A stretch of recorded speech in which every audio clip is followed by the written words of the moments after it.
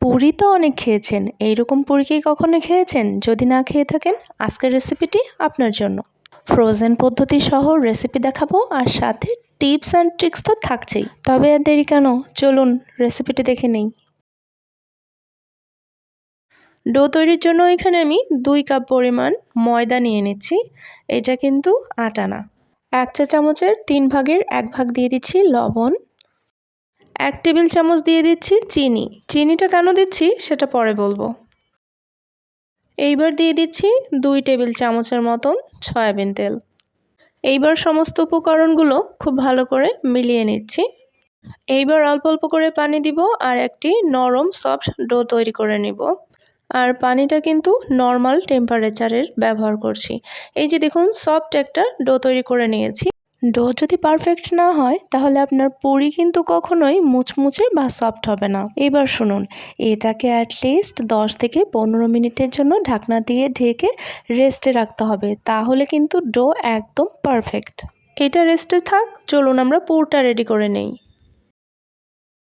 প্যানের মধ্যে বেশ কিছুটা সয়াবিন তেল দিয়ে দিচ্ছি। এবার দিয়ে দিচ্ছি পেঁয়াজ কুচি, আর এখানে আমি 3টা মাঝারি সাইজের পেঁয়াজ নিয়েছি। এইবার আমি পেঁয়াজগুলোকে হালকা বাদামি করে এখানে দেখতেই পাচ্ছেন ভেজে নিয়েছি। এবার দিয়ে দিচ্ছি 4টা কাঁচামরিচ। দিয়ে দিচ্ছি 1 চা চামচের 3 ভাগের 1 ভাগ ভাজা শুকনো মরিচের গুঁড়া। এইবার দিয়ে দিচ্ছি 1 চা চামচের 3 ভাগের 1 ভাগ হলুদের গুঁড়া। দিয়ে দিচ্ছি 1 চা চামচের 3 ভাগের 1 ভাগ লবণ। এইবার দিয়ে দিচ্ছি হাফ চা চামচ গরম মশলার গুঁড়া।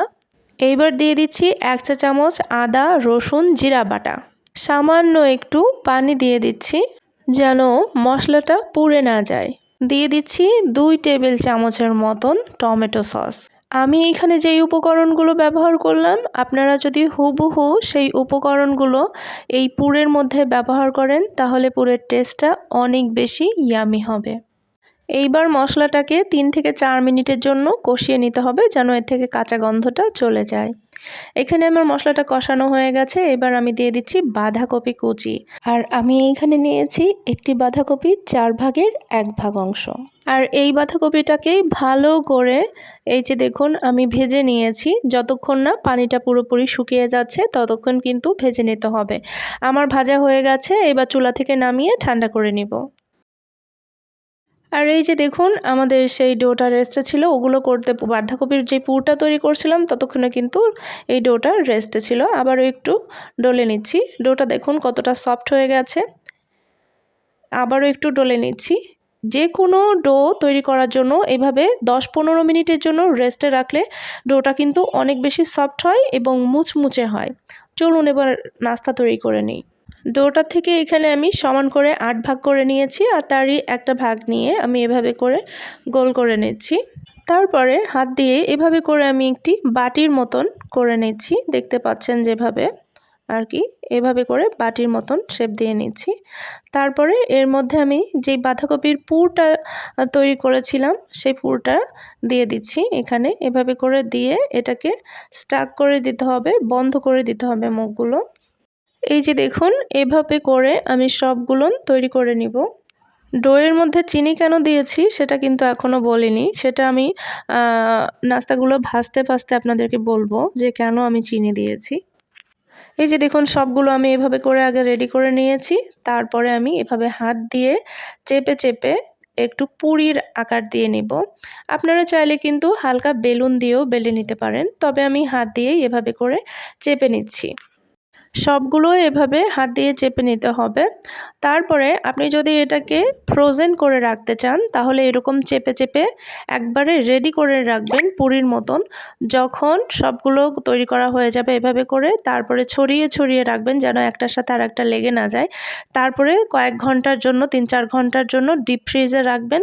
ডিপ ফ্রিজে রেখে যখন শক্ত হয়ে যাবে তখন কোনো জিপলক ব্যাগ অথবা কোনো বক্সে ভরে 2 মাসের জন্য সংরক্ষণ করতে পারবেন। যখন আপনার প্রয়োজন হবে জাস্ট বের করে গরম তেলে ভেজে নিলেই কিন্তু চলবে। আমি নিজেও এখান থেকে 2টা ফ্রোজেন করেছি, আর 6টা আপনাদেরকে ভেজে দেখাচ্ছি। এইখানে আমি বেশ কিছুটা তেল একদম গরম করে নিয়েছি। তারপরে তেলের মধ্যে এই নাস্তাগুলো ছেড়ে দিচ্ছি। আর এইবার আসুন আমি আপনাদেরকে টিপস অ্যান্ড ট্রিক্সগুলো বলে দিই কিভাবে মুচমুচে নাস্তা হবে। প্রথমত আপনাকে ময়দা ব্যবহার করতে হবে, আটা দিয়ে কিন্তু যে কোনো ভাজা আইটেমগুলো খুব বেশি মজার হয় না। আর এই যে এখানে আমি চিনি ইউজ করেছি, চিনিটা দেওয়ার কারণে রঙটা সুন্দর হবে, মুচমুচে হবে আর খেতে একটু মিষ্টি মিষ্টি লাগবে, ফ্লেভারটা একদমই ডিফারেন্ট হবে। আর ভাজার সময় একটু সময় নিয়ে ভাজবেন, তাড়াহুড়ো করে ভাজবেন না, তাহলে দেখবেন উপর থেকে পুড়ে যাবে আর ভেতরে কাঁচা রয়ে যাবে। এই জন্য সময় নিয়ে ভাজলে কি হবে, নাস্তাটা ভেতরে সেদ্ধ হয়ে যাবে পারফেক্টলি এবং বাইরে থেকে কিন্তু অনেক বেশি ক্রিস্পি হবে। আচ্ছা, এইবার বলুন তো কে কে এই বাঁধাকপির পুরি খেয়েছেন? আমার তো মনে হয় খুব কম মানুষই এই বাঁধাকপির পুরি খেয়েছেন, তাই না? আর যারা খেয়েছেন কমেন্টে লিখতে একদম ভুলবেন না কিন্তু। আশা করছি আজকের এই বাঁধাকপির পুরির রেসিপিটি আপনাদের ভালো লেগেছে। আজ তবে এই পর্যন্তই। আল্লাহ হাফেজ। আসসালামু আলাইকুম ওয়া রাহমাতুল্লাহ।